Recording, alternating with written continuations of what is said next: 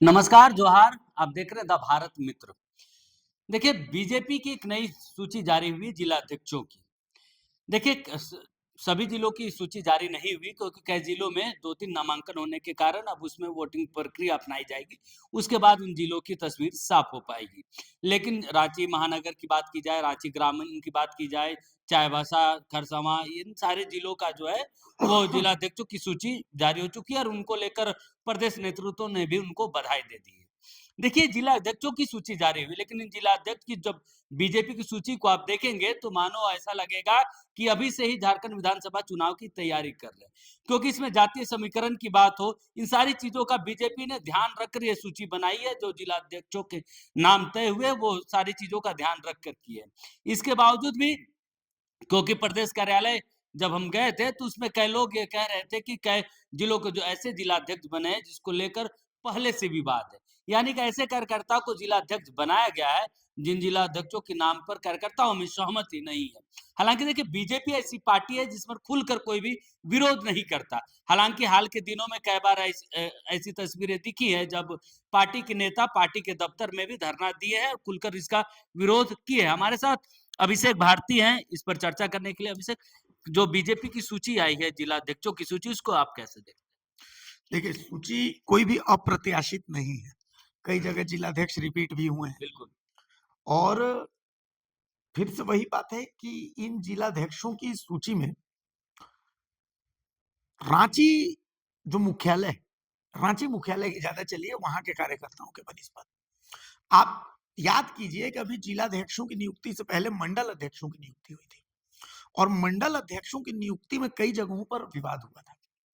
आपने देखा कि गढ़वा में तो एक ऐसा मंडल अध्यक्ष नियुक्त कर दिया गया जो मंडल अध्यक्ष गढ़वा का है ही नहीं, वो गढ़वा में है नहीं, वो मर चुका है और उसको मंडल अध्यक्ष नियुक्त किया गया।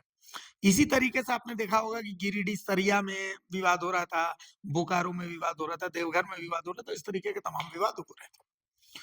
तो आप एक चीज बहुत ध्यान से, जब बहुत गौर से देखेंगे, आप देखेंगे, जैसे आप देखिए झारखंड के जातिगत समीकरण को जब हम समझने की कोशिश करते हैं तो हमेशा से आप इस जब समीकरण को आप समझेंगे तो आप एक बात जान समझ लीजिएगा कि झारखंड में अगर आपको सरकार बनाना है सत्ता में, तो आपको यहाँ के समीकरण को समझना और यहाँ के मुद्दों की राजनीति करना बेहद जरूरी है। फॉर एन एग्जाम्पल, मैं आपको एक एग्जाम्पल देता हूँ। आप देखिए, एक ही सीट जयराम महतो के पास है, एक ही सीट आजसू के पास है, दोनों के पास एक एक सीट है अभी।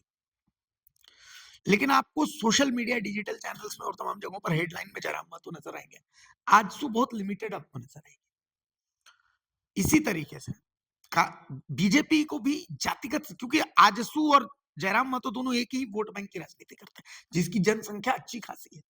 तो आप जब उसके लिए बातें करते हैं तो आप चर्चा में रहते हैं। आजसू खुलकर वो बात नहीं करती। बीजेपी को ये चीज समझनी पड़ेगी। आप जब धनबाद जाते हैं तो धनबाद में आपको अपना जिलाध्यक्ष वहां के समीकरण के हिसाब से रखना होगा। बोकारो जाएंगे तो बोकारो में वहां के समीकरण के हिसाब से रखना पड़ेगा। पश्चिमी सिंहभूम में वहां के समीकरण के हिसाब से रखना पड़ेगा। पूर्वी सिंहभूम में वहां के समीकरण के हिसाब से रखना पड़ेगा। अभी आप जब बीजेपी की कार्य समिति को देखते हैं तो इस कार्य समिति को जब आप देखेंगे, बाबूलाल मरांडी को अगर आप छोड़ देते हैं एक मिनट के लिए, चलिए, प्रदेश अध्यक्ष है, प्रदेश अध्यक्ष को अगर आप छोड़ देते हैं तो इसके अलावा, प्रदेश अध्यक्ष के अलावा, इस कार्य समिति में आपको संथाल समाज के कितने चेहरे दिखते हैं? बहुत कम। हेमंत सोरेन जबकि इसी की राजनीति करते हैं, खुल के करते हैं। इसी कार्य समिति, चूंकि संथाल समाज ट्राइबल समाज में सबसे बड़ी जनसंख्या रखता है, इस कार्य समिति में आप कितने मुंडा और कितने उराव मुखर रूप से, जिनको आप हेडलाइंस में देखते हो, प्रेस कॉन्फ्रेंस करते देखते हो, कितने दिखेंगे? वही चेहरे आपको दिख रहे हैं, जो चेहरे हैं वही चेहरे दिख रहे हैं, राजधानी के चेहरे जो बस वही दिख रहे हैं, जो प्रदेश कार्यालय की राजनीति करते हैं। वही का दिख रहे हैं आपको। आप देखिए, आपको कुर्मी समाज के कितने चेहरे दिख रहे हैं इस कार्य समिति में। जिलाध्यक्षों की जब आप लिस्ट देखेंगे तो उस लिस्ट में भी आप देखेंगे कि एक रांची ग्रामीण को अगर आप छोड़ दें, रांची ग्रामीण में बीजेपी ने इस बार कुर्मी चेहरा रखा है। और ठीक है, वो कांग्रेस वाला फॉर्मूला इन्होंने अपनाया कि महानगर में एक जो है वरुण साहू को दिया गया है, ग्रामीण में महत्व को दिया गया, इस तरीके का एक जातीय समीकरण रखे। लेकिन फिर भी आप देखिए कि इस कार्य समिति में आपको जरूर, अच्छा दूसरी चीज, एक और चीज जिसकी मैं कल चर्चा कर रहा था, मैं बीजेपी में एक सिंडिकेट की चर्चा कर रहा था कल।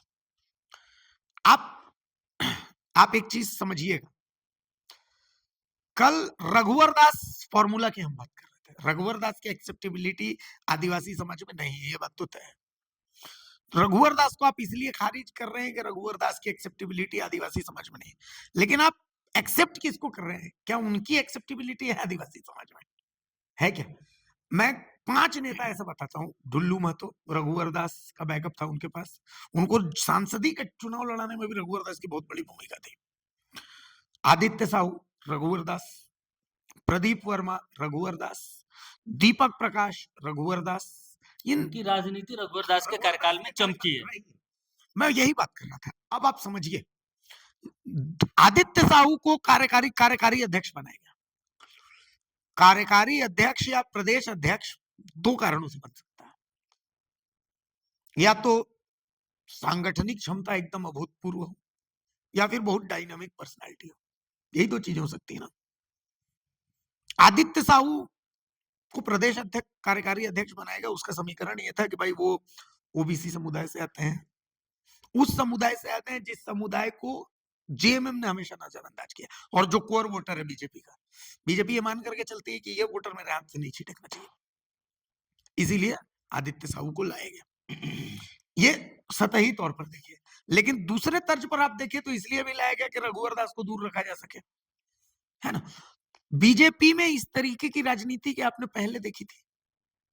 ये उसका विकेट गिराने के चक्कर में, ये उसका विकेट गिराने के चक्कर में, ये उसका विकेट गिराने के चक्कर में, ये उसका विकेट गिराने के चक्कर में।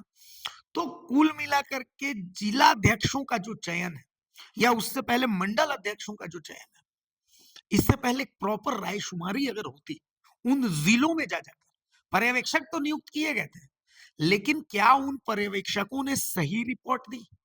पर्यवेक्षक तो सब जगह के लिए नियुक्त हुए थे, लेकिन क्या उन पर्यवेक्षकों ने सही रिपोर्ट दी? जिलाध्यक्षों का चुनाव नो डाउट बहुत लोकतांत्रिक तरीके से हुआ। ऊपर ऊपर में जो आला कमान है वो तो लोकतांत्रिक तरीके से सारी चीजें कर रहा है, लेकिन यहाँ पर वो चीजें लोकतांत्रिक तरीके से चल रही कि नहीं चल रही है, इसके बारे में कहीं ना कहीं संगठन को ध्यान देने की जरूरत है, और आला कमान को ध्यान देने की जरूरत बिल्कुल देखिए, और जातीय समीकरण की आपने बात की तो देखिए, अगर पलामू का आप देखेंगे तो पलामू ऐसा क्षेत्र है जिसमें ब्राह्मणों की संख्या अच्छी खासी है, तो वहाँ अमित तिवारी को जिला अध्यक्ष बनाया गया। वहीं लातेहार में बंसी यादव को बनाया गया।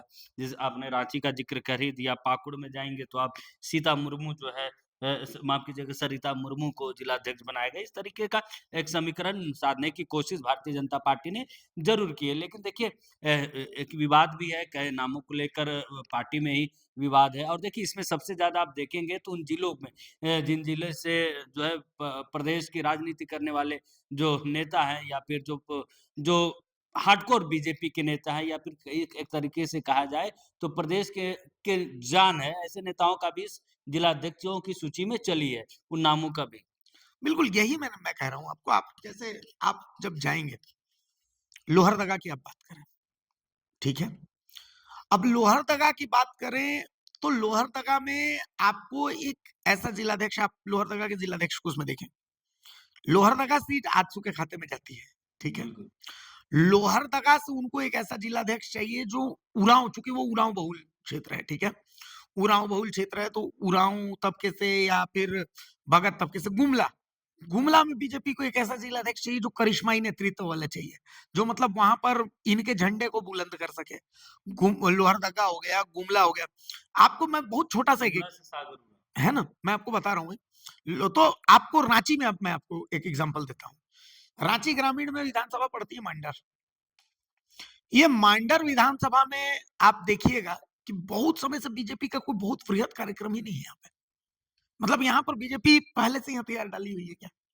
आप गुमला चली जाइए, गुमला में बीजेपी का कोई बहुत वृहद कार्यक्रम नहीं है। मतलब संघ के भरोसे आप कब तक चुनाव लड़ते रहिएगा? आपका सांगठनिक लेवल पर भी तो कुछ कार्यक्रम उधर होना चाहिए। आप उधर लोगों को जोड़ने के लिए क्या कर रहे हैं? लोहरदगा में कोई कार्यक्रम नहीं, आप देख लीजिए, कोई वृहद कार्यक्रम नहीं है। आप जब चले जाइएगा बिशुनपुर में, बीजेपी का कोई कार्यक्रम नहीं है। आप उधर से आ जाइएगा बेड़ो की तरफ, बीजेपी का कोई कार्यक्रम नहीं है। वहां से आप आ जाइए इटकी, कोई कार्यक्रम नहीं है। आप रांची के धुरवा इलाके में चले जाइए, बीजेपी का कोई कार्यक्रम नहीं है उधर।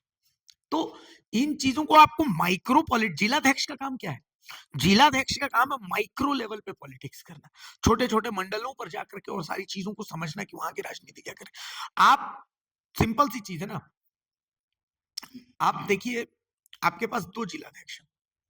आपके पास एक जिलाध्यक्ष के तर्ज पर कुमार राजा है, आपके पास दूसरे जिलाध्यक्ष के तर्ज पर वरुण साहू है।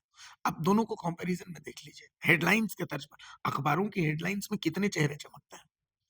आप देख लीजिए, आपको समझ में आ जाएगा अंतर।